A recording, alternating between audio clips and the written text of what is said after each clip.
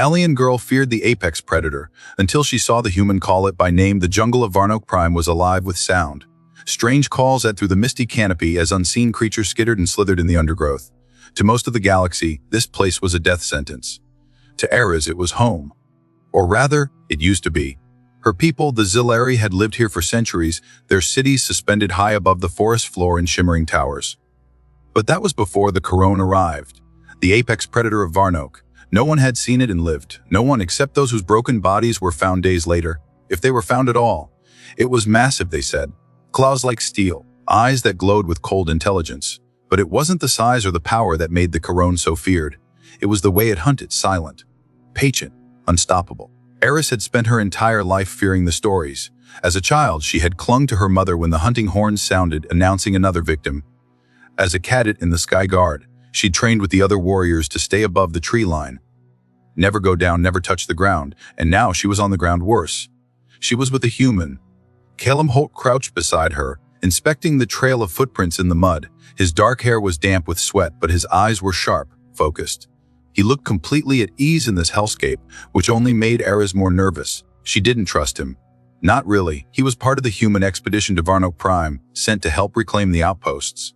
Her people had resisted the offer at first, but they didn't have many choices left. The Corone were getting bolder. Eris had been assigned as his guide. She wasn't thrilled about it.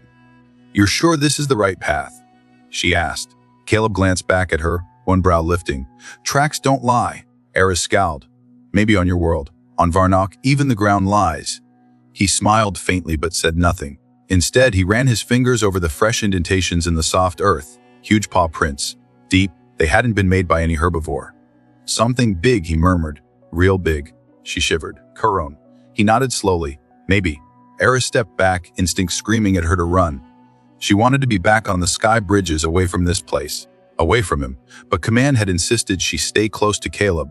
Because apparently humans weren't afraid of anything. Or they were just too stupid to be afraid. Caleb stood slowly and brushed his hands clean. "We keep moving." She grabbed his arm, startling herself with the force of it. "You don't understand. We can't keep going. If it's the Corone," he met her gaze evenly, "then we need to know." Eris's mouth opened, but no words came out. He was serious. He was always serious. "I get it," he said after a moment. "You're scared." "Of course I'm scared," she snapped. "Everyone is scared. The Corone." He stepped closer, lowering his voice. "I'm not going to let anything happen to you." She blinked, caught off guard. His eyes were calm, but there was something deeper there. Something she couldn't quite name. Trust. No one had ever promised her that before, not like this. "You can't stop it," she said quietly. He smiled again. "You don't know what I can do." They moved in silence for a while, pushing through thick vines and roots as wide as her body. Caleb was a ghost on the ground, barely making a sound despite his size. Eris did her best to keep up, but her boots weren't designed for this. She stumbled more than once, and each time, he caught her before she fell. She hated that he was so steady. She hated that she was starting to rely on it. The forest grew darker as they descended into a ravine. Mist hung low, swirling around their legs. Eris' ears twitched, catching faint sounds, branches snapping, heavy breathing. She grabbed Caleb's sleeve. He stopped instantly. "What is it?" he asked. "She swaller." He nodded once, drawing the strange weapon he carried at his side. It was shorter than her pulse rifle, but more solid. Primitive. A slug thrower. She thought they called it. Useless against the Corone. "We need to leave," she whispered. He didn't move. He's listening. The growl came a moment later. Low. Rumbling. It seemed to vibrate through the ground itself. Eris felt her blood freeze. She turned, ready to run, but Caleb's hand caught hers. "Wheat." She shook her head wildly.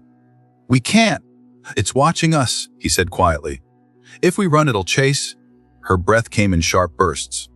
"Then what do we do?" He looked at her, calm as ever. "We wait." "You're insane." His hand squeezed hers gently. "Probably." Then the Corone appeared. It moved like smoke, flowing between the trees without a sound. He muscled, covered in sleek black fur that glistened in the dim light. Its head was broad with sharp, intelligent eyes that burned gold. Eris went still, barely breathing. The creature's gaze settled on them. It crouched, ready to leap. And then Caleb did something that made Eris' mind shatter. He stepped forward. She nearly screamed, grabbing for him, but he shrugged free of her grip with ease. He raised one hand, palm open. "Easy," he said quietly. "Easy, gurgle." Eris wanted to scream. She wanted to run, but she couldn't move. The Carroan's ears twitched, its growl deepened, but it didn't attack. Caleb took another step forward. "It's okay," he said softly. "I'm not here to hurt you." The Carroan tilted its head. Then it huffed, a short, sharp exhale. Caleb smiled. "That's better." He reached out, and the Carroan stepped forward to meet his hand. Eris' knees nearly gave out. She gripped the nearest tree, watching in stunned horror as Caleb placed his hand on the creature's massive head, fingers sinking into the thick fur. "You know me," he murmured.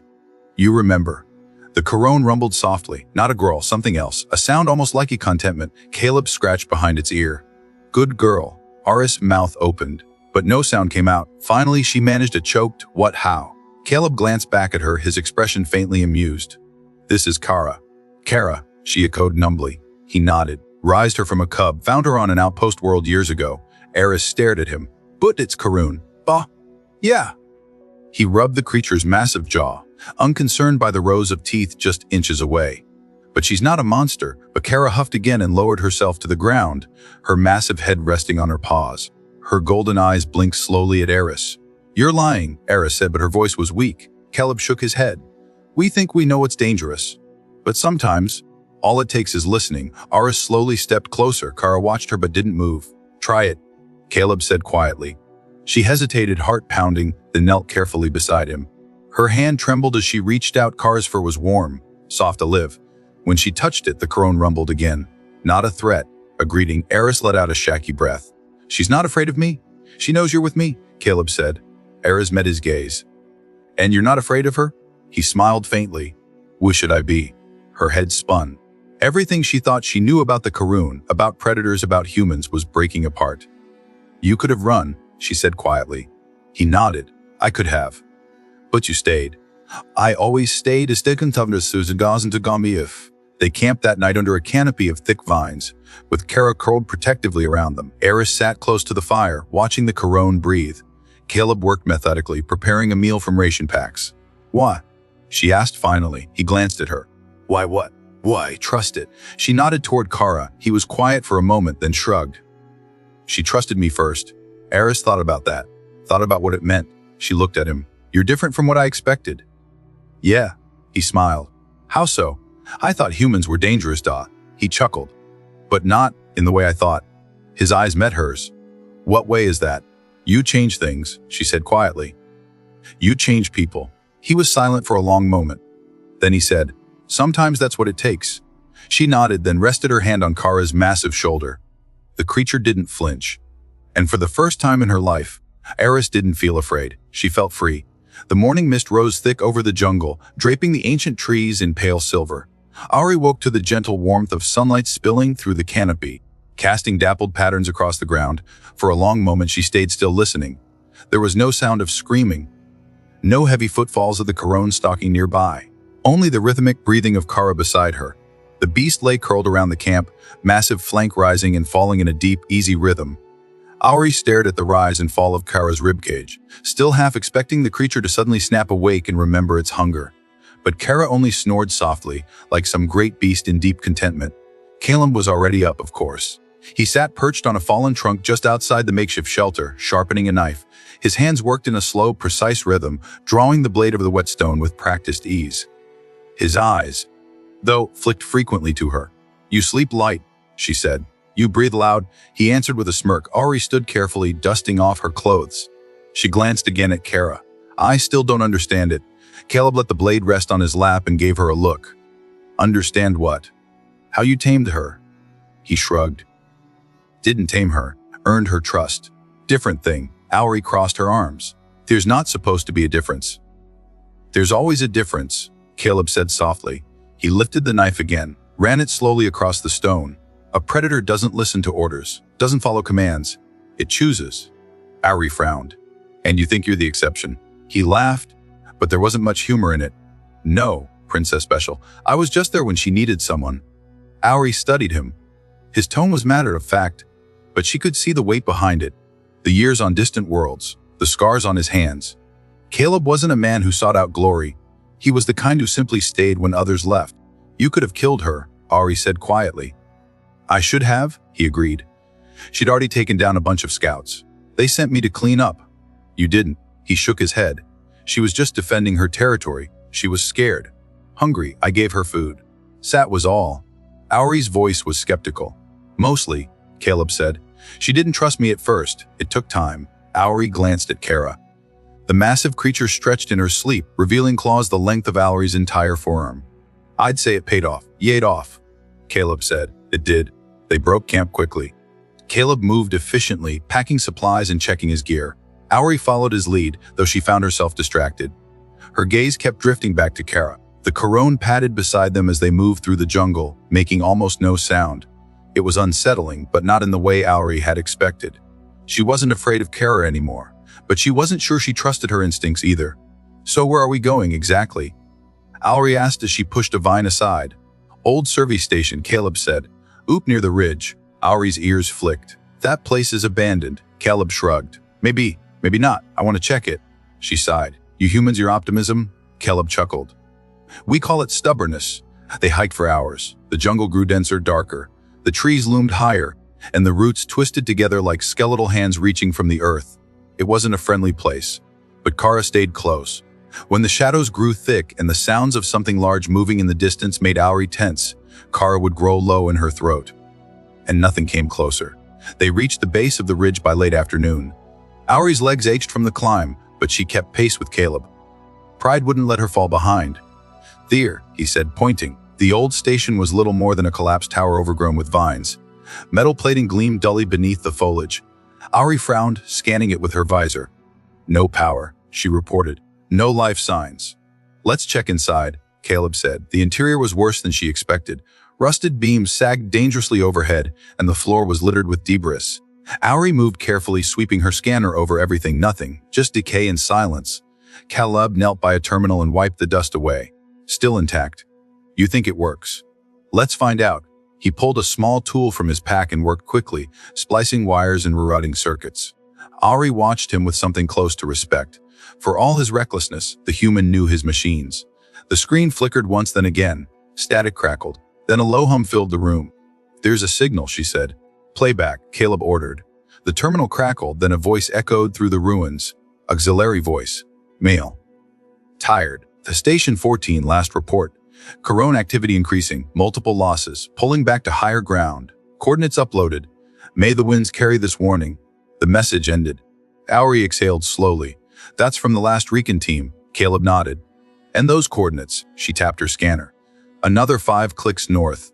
Then we go north. The jungle thickened as they climbed higher. The air grew thinner, cooler. Auri's legs burned with effort, but she didn't complain. She couldn't. Caleb never slowed. Kara moved like a shadow beside them, pausing now and then to sniff the air. Her ears twitched constantly, and her tail flicked back and forth like a whip. She's nervous. Caleb nodded. Something's watching us. Corone. Maybe. Auri shivered. I thought she was the only one. Caleb shook his head. There's always more. They crested the ridge as dusk fell. The sky blood crimson over the treetops, casting long shadows. In the distance, Auri saw movement.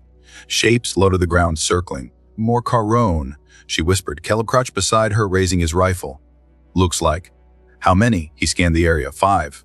Maybe 6. Auri's pulse quickened. We can't fight that many. Not planning, Caleb said. He turned to Kara. Go! The Corone growled softly, then bounded forward with terrifying speed. She vanished into the gloom. What's she doing? Auri demanded. Caleb said calmly. They watched in silence as Kara disappeared to the darkness. For long moments, there was nothing.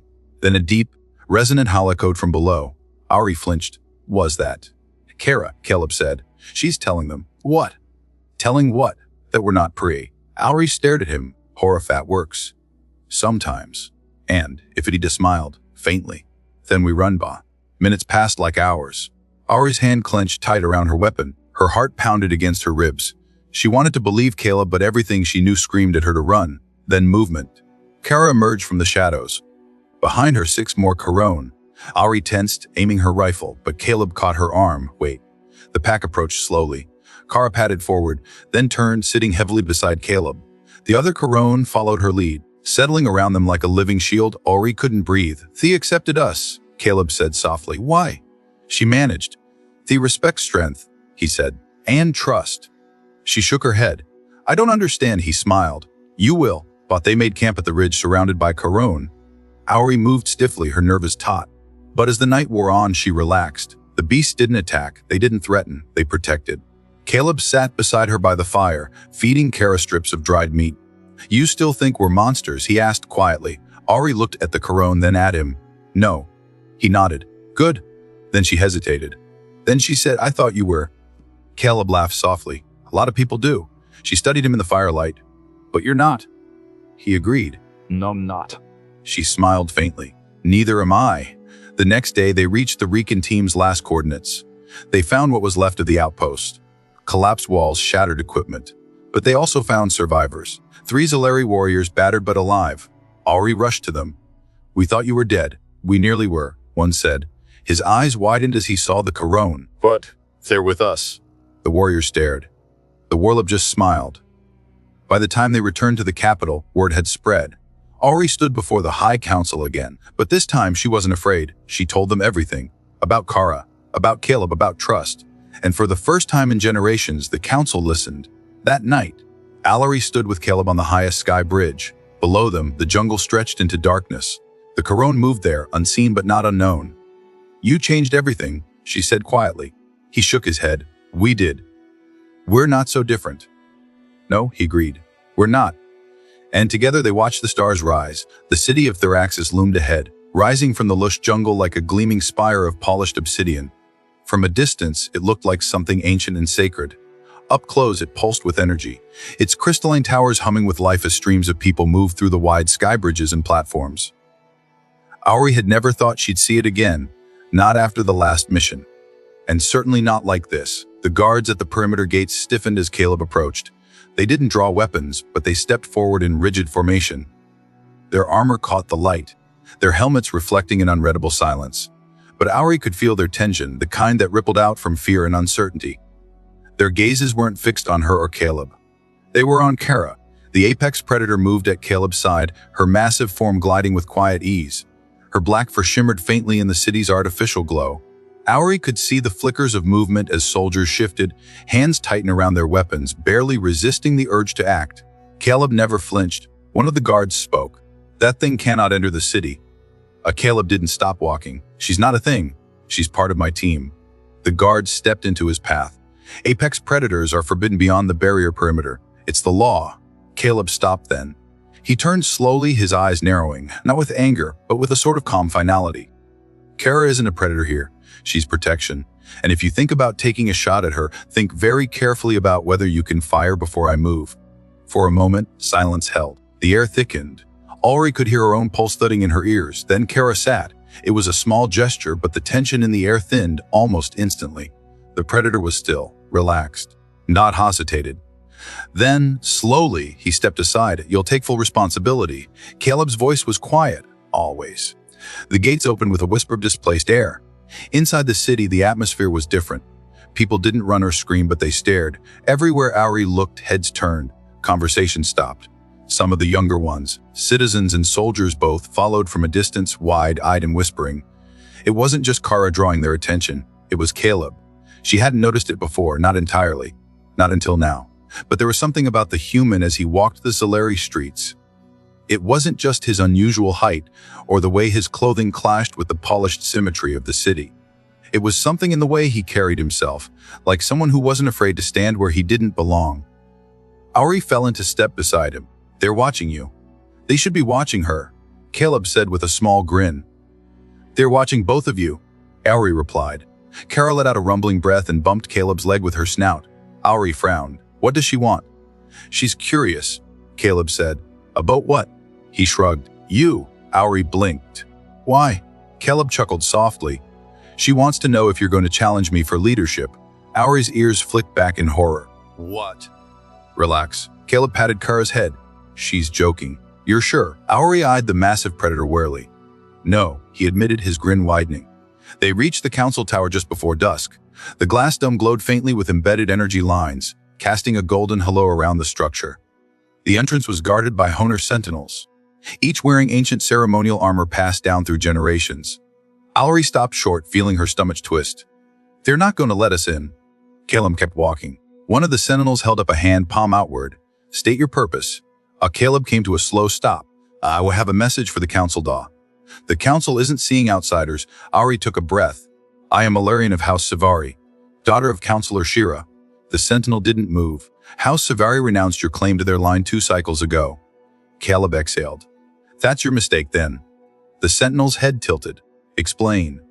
I'm the guy who got her back here alive, Caleb said. And if you really want to keep us outside, that's fine. We'll sit out here with Kara until somebody up there wonders why we're not inside. The sentinel's eyes flicked to Kara. The predator yawned, showing teeth. Wait here, the sentinel said. The wait was long, longer than Auri liked.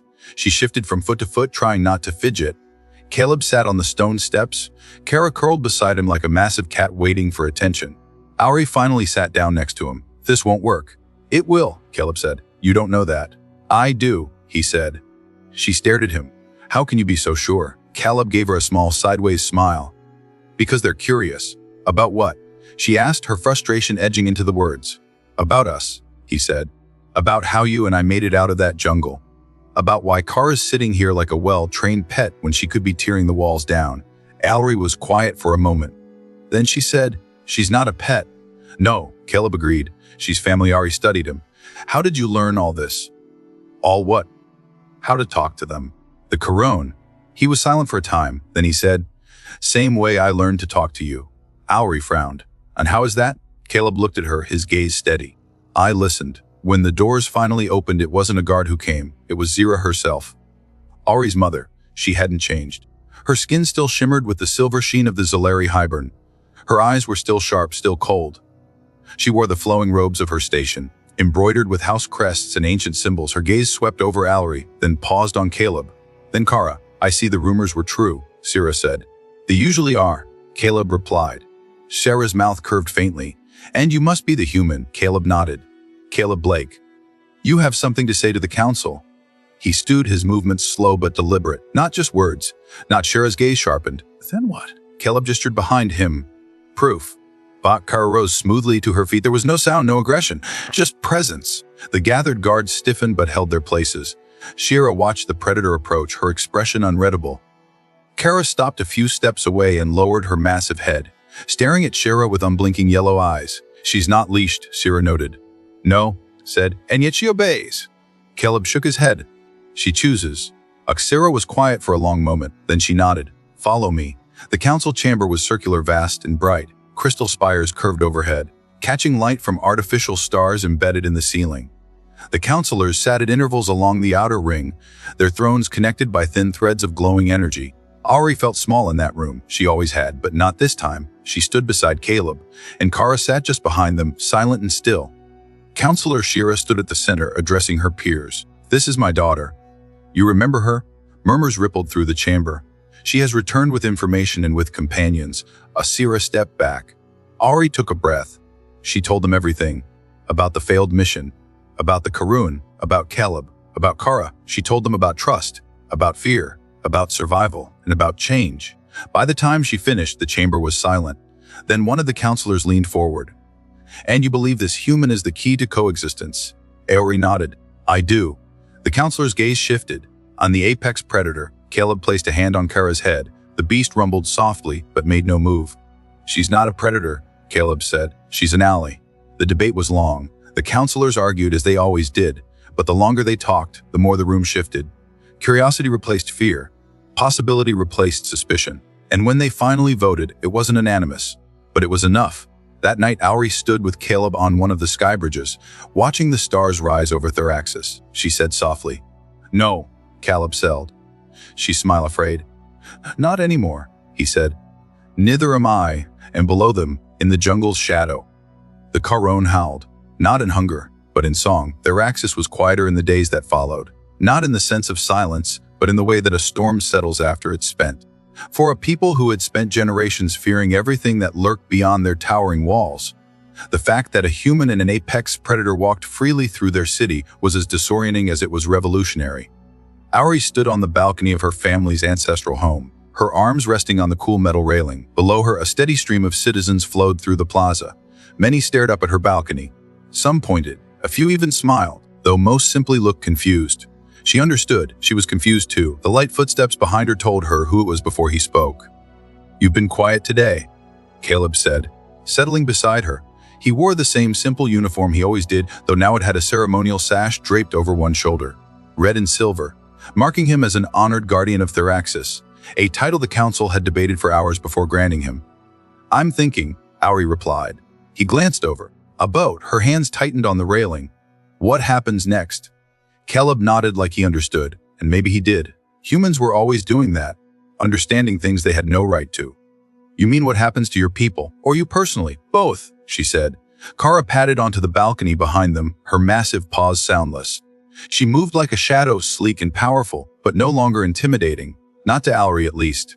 She lowered herself onto the cool stone floor and yawned, exposing rows of gleaming teeth before settling down. "Everyone's watching," Auri said, her voice tight. "Yeah," Caleb agreed. "That's the thing about doing something first. You don't get to be invisible anymore." She sighed. "I was invisible for a long time." "Not to me," Caleb said. That made her laugh, though it was a soft, tired sound. "You humans, always knowing the wrong thing to say at the right time." He smiled faintly. "Keeps you guessing." They stood in silence for a while. Kara's steady breathing filled the space between them like a quiet drumbeat. Then Caleb said, "You're not scared of her anymore." Auri looked at the predator resting near her feet. Kara's yellow eyes blinked slowly. There was no hunger in them, only patience, awareness, maybe even trust. "No more," Auri said. Caleb nodded. "Good." Later, they stood in the council chamber again. This time it was crowded. Not just counselors, but observers, diplomats from other cities, even off-world envoys who had arrived on short notice. Auri spotted at least 3 humans in the mix, representatives from the Terran diplomatic corps, most likely. Her mother stood at the head of the gathering. Shira's voice rang out clearly. "Today, we decide the fate of Theraxis, and perhaps the fate of our people." There were murmurs at that, but they died quickly. Auri stepped forward. Caleb moved with her. So did Kara. This was a new tradition in the making, and it was happening right now. Shira gestured to them. "You have lived among us these last days. You have walked our streets, spoken to our people. Some of you have welcomed these outsiders. Some of you have feared them." She paused. "I was among the fearful." Auri's stomach twisted, but she said nothing. "I have changed," Shira said, "because my daughter has changed, because she came back from the wilds with something more powerful than fear." She looked at Caleb. She came back with hope. Auri swallowed the lump in her throat. Caleb inclined his head respectfully. Shira turned to the crowd. "This council will now vote. We will decide whether to open Theraxis to a new alliance, one built not on old fears, but new trust." The vote wasn't unanimous, but it didn't have to be. Afterward, they found themselves in the Garden of Stones, a quiet place high in the spire where ancient leaders were honored with carved monoliths. It was where Auri had come as a child to hear her father speak of old battles and lessons. "I never thought we'd be here," she said. Caleb crouched beside Kara, feeding her strips of dried meat. She took them delicately from his fingers, her sharp teeth barely grazing his skin. "I did," he replied. Auri turned to Lion. "Maybe," he admitted. She smiled faintly. "How did you do it, tame her?" Caleb looked up. His eyes were steady. "I didn't tame her, I earned her trust." "How did you do that?" she pressed. He smiled. "I listened." Auri nodded slowly. She was starting to understand. The celebration was unlike anything she had ever seen. Lights danced across the night sky, and music echoed through the city's towers. People laughed. Children ran in the streets. Even the guards seemed lighter, less burdened by old fears. Caleb stood beside her on the platform, watching it all with quiet satisfaction. "You know they'll tell stories about this," Auri said. "They already are," Caleb replied. Kara stood behind them, a silent guardian. Auri touched Caleb's hand. "What happens now?" "He turned where we want." She smiled at that. "That's dangerous. He going to get used to it." Later, when the crowds faded and the lights dimmed, they found themselves on the edge of the jungle again. Just the 3 of them. Auri ran her fingers through Kara's thick fur. "Will she stay here?" Caleb shrugged. "If she wants to." Auri studied the predator. "And what does she want?" Caleb looked at Kara, then at Auri. "She wants to stay with her pack." Auri's heart swelled at that. She looked at Caleb. "And you?" "And you?" He smiled softly. "Same." In the days that followed, things changed faster than Auri could track. Trade opened with the human colonies. New technologies arrived in Theraxis. Humans and Jilori worked side by side in ways she never thought possible. But the biggest change was quieter. It was in the way people looked at her, and at Caleb, and at Kara. Not with fear, but with hope. One night, Auri stood on the edge of the old jungle. Kara was hunting something far off. Caleb was beside her, silent as always. She glanced at him. "Are you ever afraid?" He considered that. Sometimes. But you never show it. He looked at her. I'm showing it now. She frowned. You are. He nodded. I'm afraid of losing this. She reached out, took his hand. You won't. He squeezed back. Ari smiled. Promise. And when Kara returned bloody and triumphant, she sat beside them like a shadow. She was still the apex predator of their world. But now, she was something more. Family. And the three of them watched the stars rise, knowing that this was only the beginning. The jungle breathed around them, alive in a way that few places ever were. Life hummed through every leaf and vine, through the pulse of roots beneath their feet and the wings above their heads. But for once, the world did not feel hostile. It felt alive, it felt like home. Auri stood quietly at the clearing's edge, watching Kara. The great beast was stretched out across a sown, her gormed stolen eyes half-lidded in contentment as the human children laughed and played nearby. They weren't afraid. They should have been. But they weren't. Kara wasn't just an apex predator anymore. She was their protector, and somehow Auri thought their friend. She likes them, Caleb said behind her. Auri smiled faintly without turning. You were right. She chose. She always did, he said, stepping up beside her.